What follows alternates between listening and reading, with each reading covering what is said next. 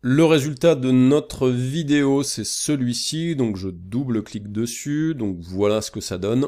Voilà, avec le petit zoom et le dézoom. Après, à vous de voir quelle est véritablement la vitesse vers laquelle vous voulez intervenir dans l'image. Est-ce que ça va durer plus ou moins longtemps le moment où effectivement l'image est en plein écran? Donc ça, à vous de gérer effectivement avec vos clés d'animation sur l'échelle. Bien entendu, si en plus de ça, vous voulez peut-être expérimenter des cadrages un petit peu différents, n'hésitez pas, hein. Plutôt que de volontairement zoomer au centre de l'image, pourquoi ne pas zoomer sur le côté, ce qui peut donner des styles assez cool. Je vous montre le résultat de ce que moi j'avais fait en préparation, avec du coup un résultat complètement différent. Enfin, c'est surtout les images générées en arrière-plan au tout début, vous le voyez, sont vraiment différentes.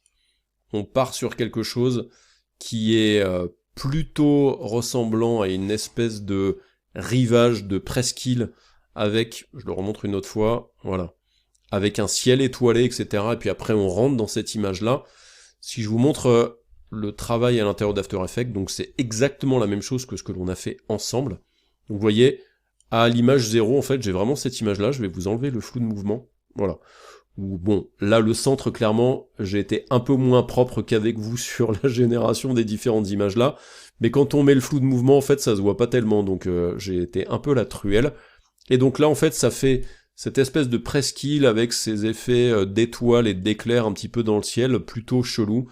Après, on zoome quand même très rapidement dans l'image avec, voilà, des petites choses qui ressemblent finalement à ce que l'on a à la toute fin.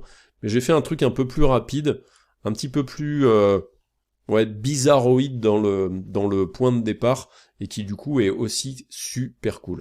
Donc n'hésitez pas, ces bases que je vous donne là maintenant dans Photoshop et After Effects, expérimentez-les avec d'autres images, avec peut-être d'autres types de rendus, ça peut vous permettre de faire des animations courtes pour des reels ou pour des stories qui peuvent vous permettre de vous démarquer par rapport à la création de contenu en vidéo.